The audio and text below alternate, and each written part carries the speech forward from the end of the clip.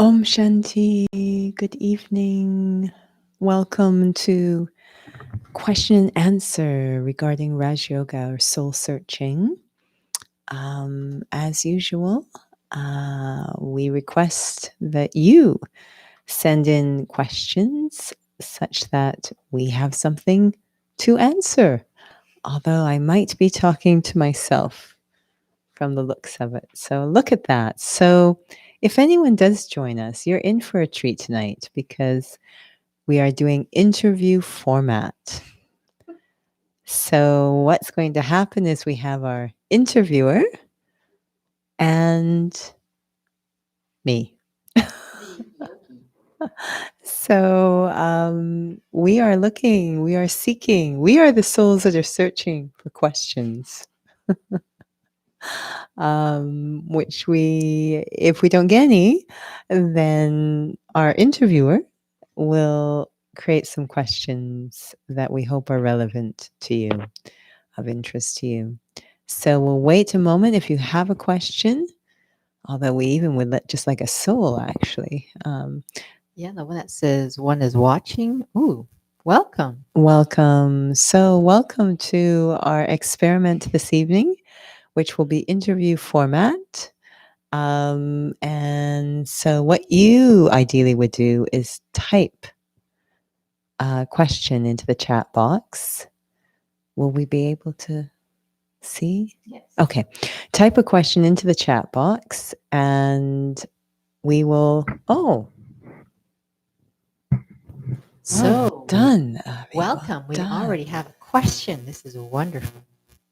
So, the question is, what is the best approach to remain soul conscious? Such a good question. You're making me proud asking that question. The funny thing about the question, it's an excellent question. It's really the most essential one. The interesting thing about it is that we are souls. So it's kind of a funny thing that we're asking, how can I remain aware of who and what I actually am? It's very natural for us to think that we are the body, we respond to the name of the body, we plug into all the relationships and the story of the body. It's become like a default setting, so natural.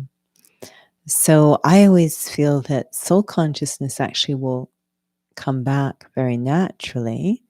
There's no particular technique. It's who and what we are. What I do need to have is the faith. I guess I could speak to my interviewer. The faith, the faith that I am. Speak to both of them. Yes, the faith that I am a soul.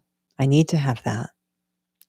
And I need to have really three things: the faith that I am a soul, the patience to allow the amnesia to wear off, and attention or a really keen interest to emerge what is actually already there.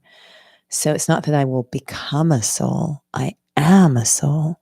I just need to remember and go into that feeling. I suppose there's a certain level of fearlessness that's required, because if I actually do experience myself to be a soul, it's going to completely reframe my entire life.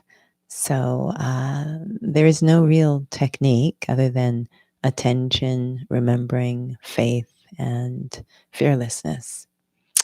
So Thank you. That was a great question. If there are further questions related to that, please feel free to type that into the chat box. Yeah, thank you for that question. Very good. But in relation to that question, it's a very good point then, because there is certainly then a gap between what I'm feeling and what I'm trying to practice. So, what does that look like for you? Or maybe even try to remember what that was in the beginning of trying to close that gap, because perhaps one is trying to practice. Perhaps it feels like I'm practicing something that's still very outside of me. The question actually reminds me of of Brahma Baba, um, because from what we hear shared about his story, this is a soul who had a very high level of honesty, a high standard of authenticity.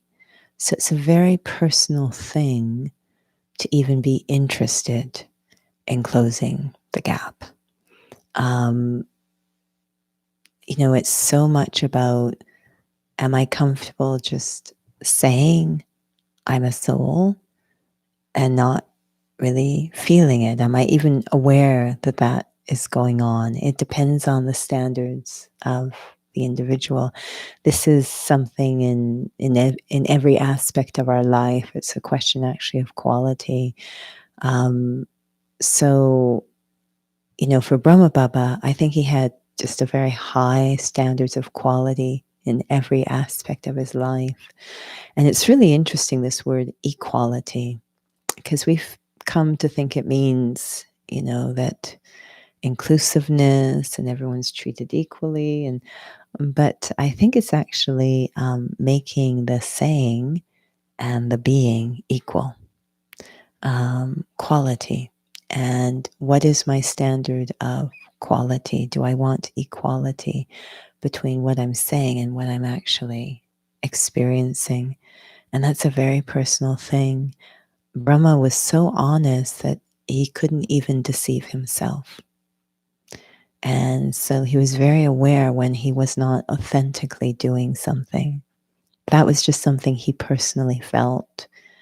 And so it depends a lot on the soul. But one thing I can say, if I am not authentically doing it, I will not get the benefits. And I will continue to try to address the issues in my life in the old way. And just saying I'm soul conscious, but I'm not getting any power from soul consciousness. I'm not getting any benefits. So it's a very personal conversation, to just be able to feel. And it's not to be frustrated or irritated or violent with the self. It's actually an honoring of the self, that I'm not going to fake this. I'm not going to pretend or imagine that I think the soul has a right to experience the real thing. So it's an expression of self-respect. Then do you feel that if I'm cultivating, protecting, fostering the faith that I am a soul, recognizing there's a gap, that would naturally perhaps maybe help me find a means to be able to close that gap? Yeah, I think there's a couple of benefits. If I'm very concerned about the gap, I will be less prone to being pulled, or the word I'm using lately, distracted into expansion, because what we're being asked to do is very simple. But what makes it challenging is there's a lot of resistance. And one of the top forms that resistance, I think it comes in two particular forms a lot, is doubt and distraction. And I will be less prone to distraction if I'm quite concerned about that gap. I'll be more prone to stick with the basics. And to me, that's where there is progress, is in mastering the basics. We always say the most difficult lesson in this course is lesson 1, I am a soul. And to have that kind of respect for lesson 1 all the time, I think is a really good sign. To feel I want to race ahead into other is not, to me, a good sign.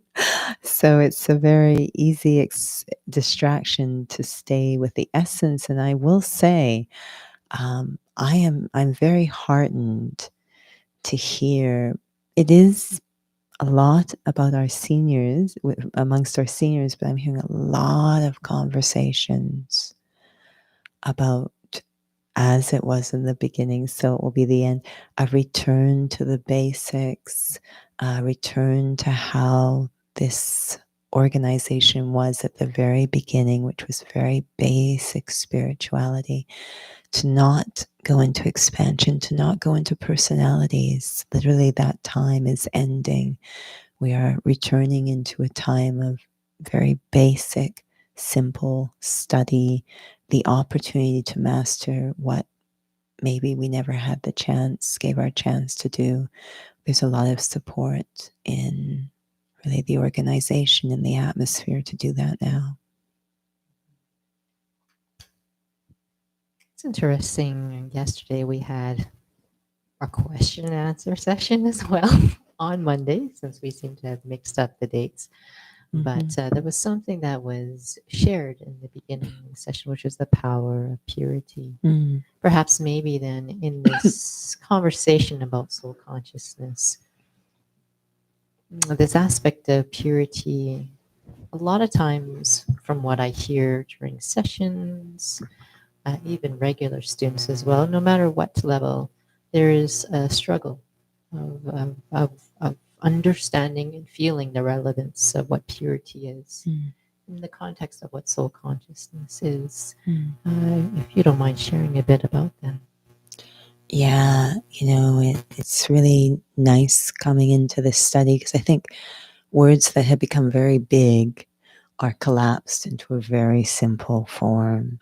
And purity is one of those big words that, has been misunderstood and used in such odd ways. And then you come into this study and it just says, purity is where there's truth. And we again get that with things.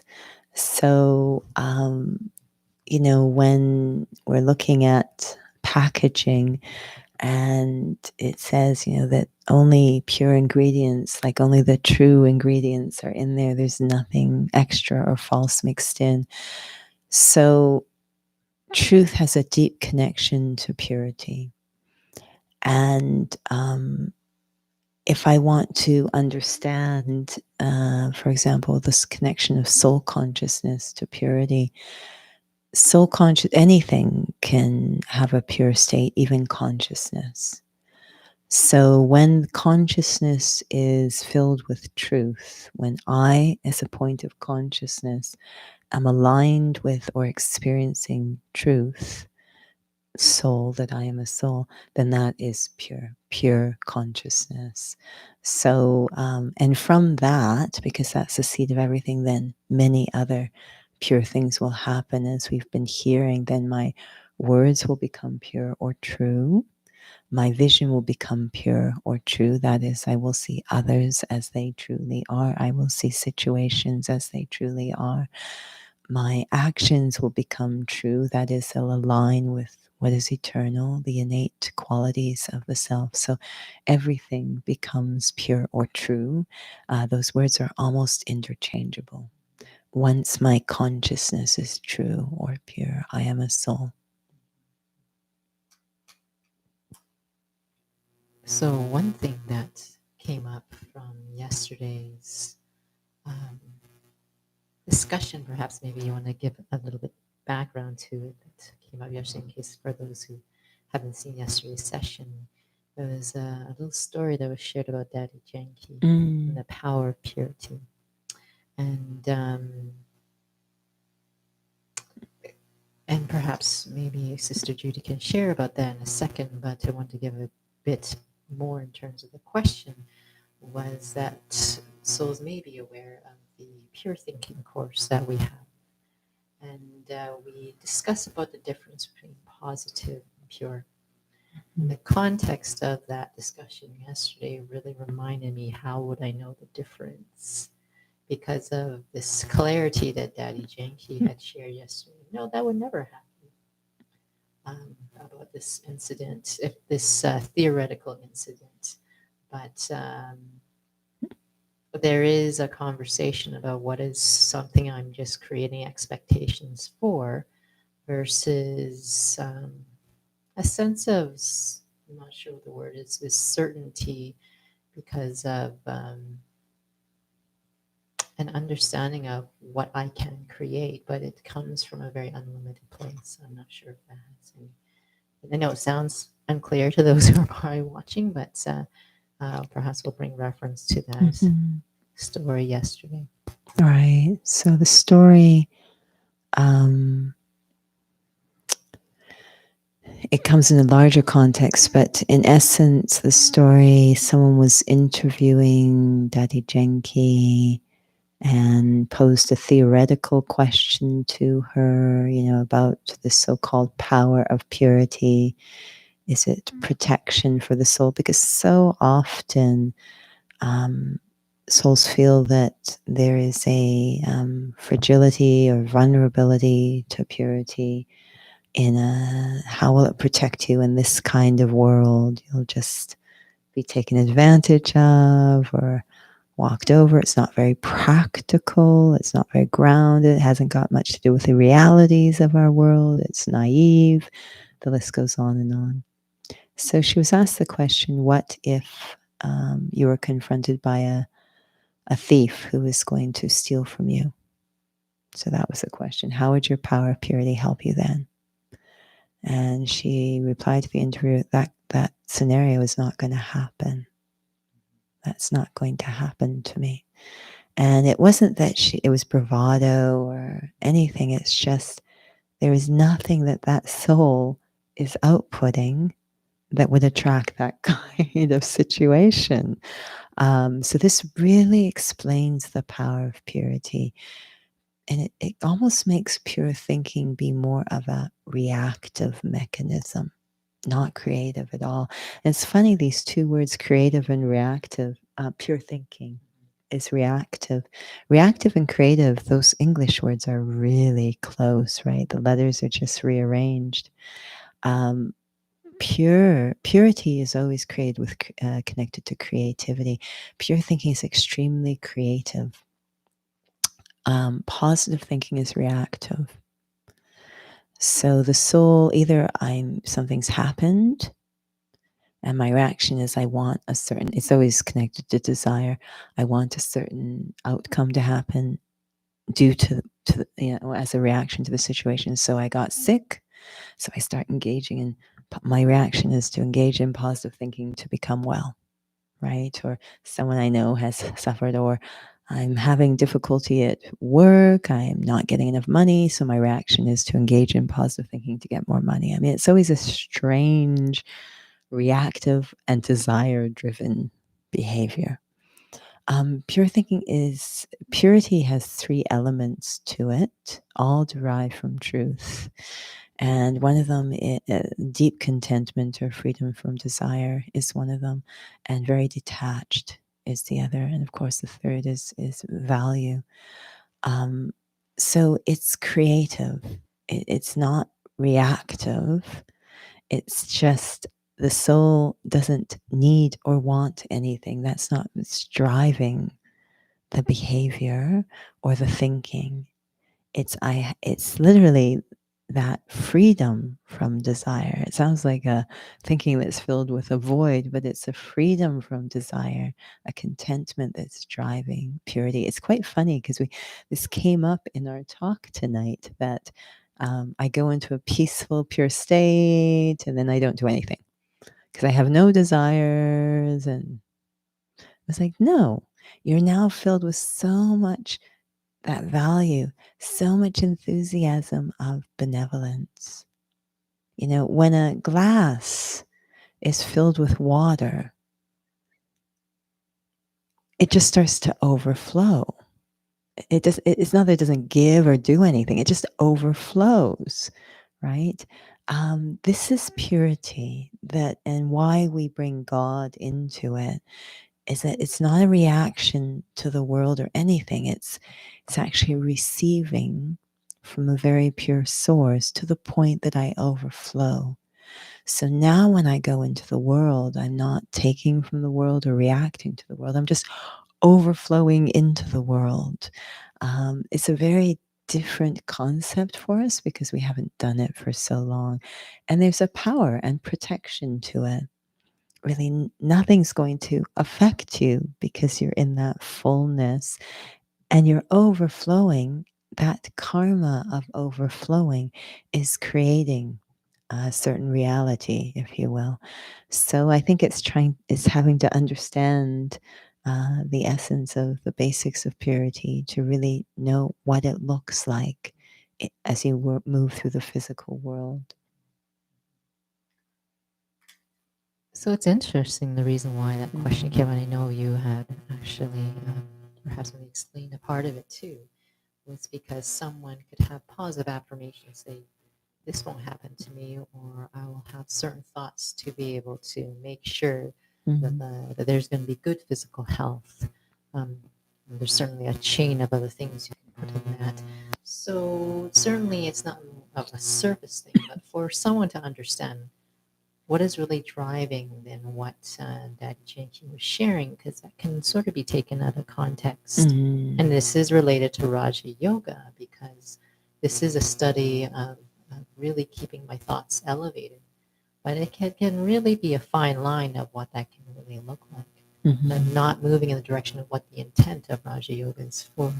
I mean, that's going to a very deep question. Daddy Janky is a good example to use. We'll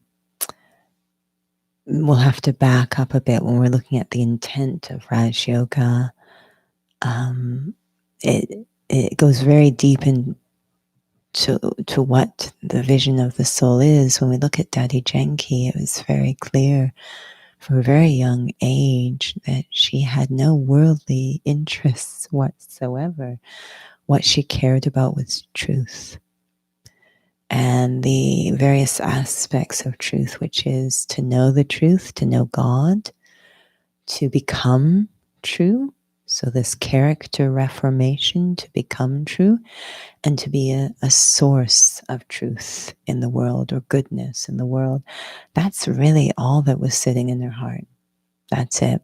So Raj Yoga was a perfect fit for her because that's exactly what it's designed to do, is to get the soul reconnected with the truth, get the soul reconnected with God. Raj Yoga goes deeply into the introduction of God, understanding God, how to reconnect with God. So if anyone's hungry for that, so knowing about the truth about God, knowing the truth about the self and how to restore that in the self. And that's a deep one. I think that's the main aspect of Raj Yoga.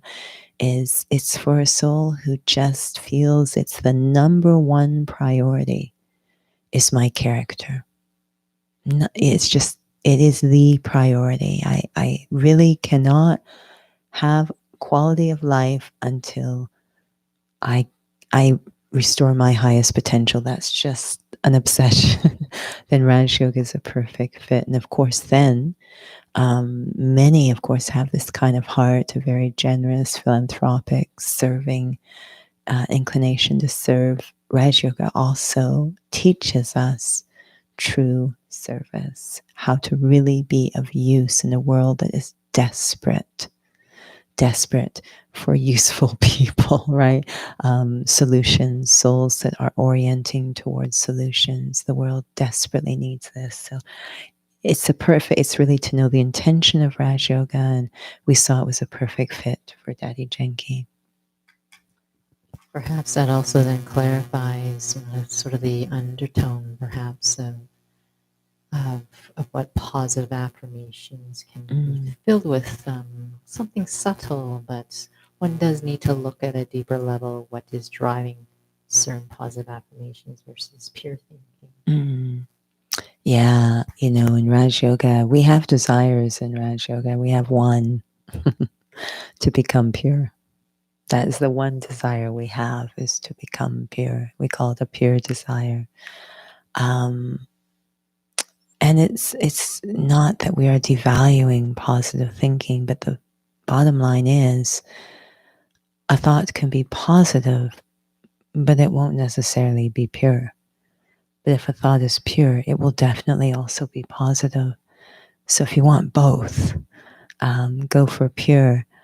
Positive thinking it just kind of keeps the soul a little bit stuck if there isn't that purity. There is, if I am looking for certain outcomes, wanting certain things, it still means that there's an emptiness in the soul, there's dependency in the soul, there's attachment that's not being addressed. So, but when the soul is full, of course they'll have positive or appreciative thoughts. Of course they will wish the best for others. That's a given. But there will also be this power of purity. And what that looks like is, may whatever is beneficial happen. I'm not even going to decide. I don't even need to know what that is. Just whatever is beneficial happen. And that beautiful, we say detachment, but really not feeling I have to control or mastermind the thing to fulfill my desires. That is not the most beneficial. I was laughing the other day when Nora has this game that she plays with her relative. What's it called? Word chums. It's like Scrabble. And I found it intriguing. So it's exactly, if you're familiar with Scrabble, it looks exactly like this. Each player has these little tiles with letters, and they have to build words. Anyways, look it up if you have no idea what I'm talking about. But anyway, so she had these letters, we put them on the board, it gave a score, but it also hinted, you can get more. There's a better solution out there. But, with the way our vision was, which was narrow, due to fixed ideas, a bunch of different, that's all that we could see was that one solution. So it gave us a hint, a big old hint where it highlighted things. And I found it fascinating to see, wow, there was an even better solution out there that I was completely unaware of because I was so locked in to my own beliefs, my own attachments, my own ideas, my own limitations. This is the world of pure thinking. There's better win-win solutions out there.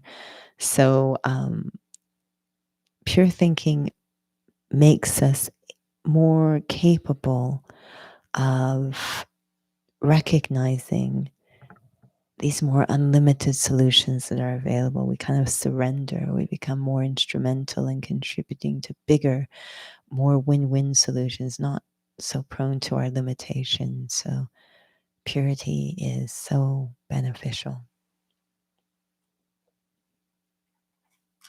So let's back it up just a little bit. So then what is this relationship between pure thinking, positive thinking, soul consciousness? Because we have this pure thinking course, and sometimes I think we can sort of kind of get muddled and, okay, now I got to check what my thinking is like. Is it positive? Is it pure? And then sort of again, there's the point. Great question about soul consciousness. I would definitely, if I had to give an order to those three things, I would obviously put soul consciousness first. When someone is soul conscious, because they're in a true or pure state, pure consciousness, then pure thinking comes automatically, and pure thoughts are always positive. So I don't even have to think about outcome or anything. So, to focus on, which was really the inspiration we were given tonight, is focus on soul consciousness, and everything else will fall into place from there. Now, I'm putting you on the spot. Can you think of perhaps maybe a personal example of what that has looked like in terms of how one could be struggling to try to cope or positive thing, some sort of just trying to think in an elevated way, and where you're practicing just being you as a soul. And because I feel that for many, they're really sometimes maybe even stuck trying to even, what do I do with this? It might even feel very abstract or ethereal, what the study of Raja Yoga can be. I don't know if I can think of a specific example, but what I can say is that we think too much. So that already, if you're in a situation and you find you're thinking a lot, you're probably already on the wrong page. Because I noticed one thing I noticed for myself is that and the language we use in Raj Yoga for this is aim and objective. So it's a very, it looks indirect. It's not. It's quite direct, but it's very different from how we're used to getting from point A to point B. So I've noticed there's certain scenarios where something somewhat like that happened this morning, but where I just am lucky and I happen to be focusing on soul consciousness. I have the habit, especially when I'm driving, to focus a lot on consciousness, so that usually when I arrive at my destination, it might actually be stable, that consciousness. So that was the case this morning. But anyway, so focusing on soul consciousness, what begins to happen because there's that power of purity, literally these thoughts just emerge in your head. It's such an interesting thing. We're so used to desires driving our thoughts or attachments. We don't even know what it's like for purity to drive our thinking. And it's so effortless. So literally a thought will pop into my head. I've been focusing on soul consciousness, arrive at my destination. It was very interesting what happened this morning. I'll briefly share because I'm looking at the time, but I was going to meet someone, and what we were going to engage in, they usually help me, but in this case, they were in front. So they were actually going to be there by themselves with no one to help them. And it just struck me, how are they? And they hadn't realized that, and talk about, and I've noticed how the soul has been operating lately. And I really feel there's more and more purity going on.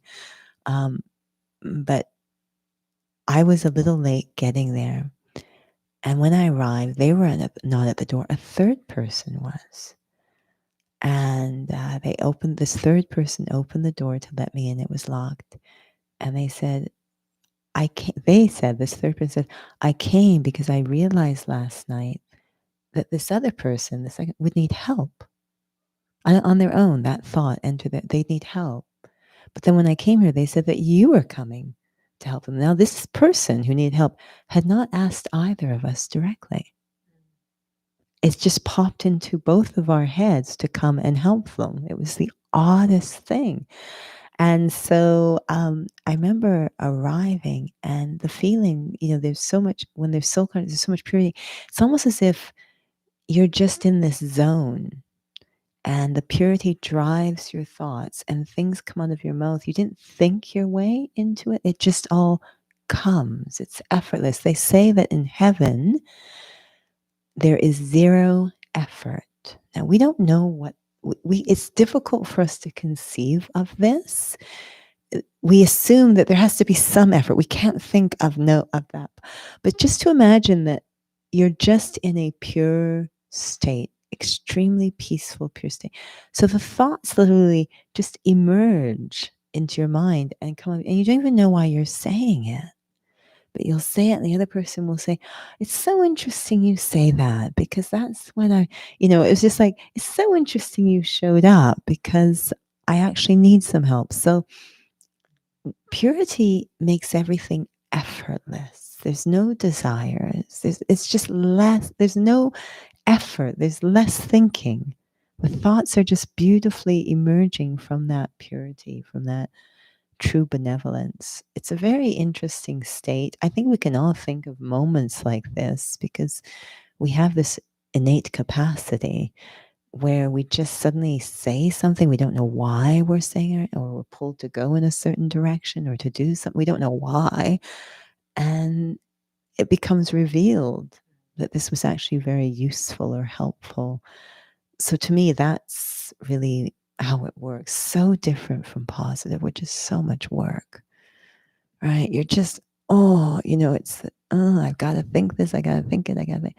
But pure, it's like, it just comes. In fact, the realm of creativity, and we'll end here. I'm looking at the time. The realm of creativity, because creativity, again, requires purity, which is why young children are so creative. We become less and less creative as we age. The innocence of young children, it just flows from them. But many creative people will share, artists will share, historically, there was this concept of the muses. And the artist would say, "May the muse, I hope the muse will bless me with an idea," because what they were experiencing, their only job was to stay in, to have that purity. And it felt as if just this inspiration came. They didn't think their way into a creative idea. It wasn't about being clever. Now we think creativity is cleverness. It was about being pure. And when they were pure, this feeling, they say the muses, but that this idea just emerged. They were so detached. They weren't trying to make something clever happen for their ego or anything like this. It was just very pure. And because of that, as they say, the muses would bless them with an idea. Literally, the feeling was this idea just came into my head. And their hope was that they could honor the idea. There was so much humility, that purity. And so it's quite interesting when you listen to artists speak about this. I've heard some even now who say, yeah, no, there was one poet who said, yes, I was out walking and I could see it coming. I could feel it coming. It made it sound like it was actually something running across the field. And it was like, can I get to the house in time? Can I get to the house in time to get to paper and pen before it reached me? Like the way they were talking about was fascinating.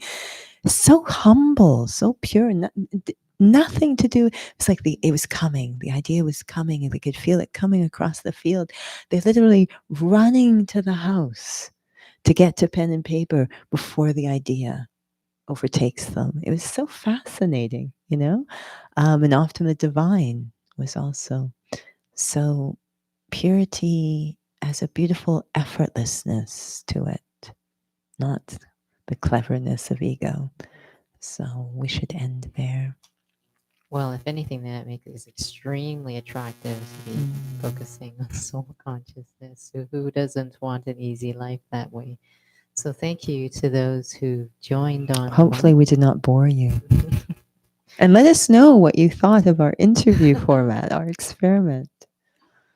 Yes, and hopefully if there are other questions that you found emerge during the dialogue, and we keep checking the screen right here in front of us, which you cannot see, but we check the screen just to make sure. And if you have questions that come up, feel free to email us. But again, we always are encouraging souls to come with questions. If not email, then send it into the chat box. But just a warm reminder of our next session coming up for the public. It would be on Thursday. That would be Experience at 6:45 to 7:30, 6:45 to 7:30, followed by 7:35 to 8:15, which is Raja Yoga Essentials. All right, thanks so much. So we'll just take 1 or 2 minutes for an experience. It only takes a second to remember. And in that second, I become true, real. The experience that there is me, the thinker, very peaceful. And then there is this body. It is separate. And at that moment, stable in the truth, I am a source of purity. As long as I am in this true state, purity will emerge in my feelings, attitudes, and thoughts. And in my vision, I will be one with a pure heart. Om Shanti, and thank you for joining.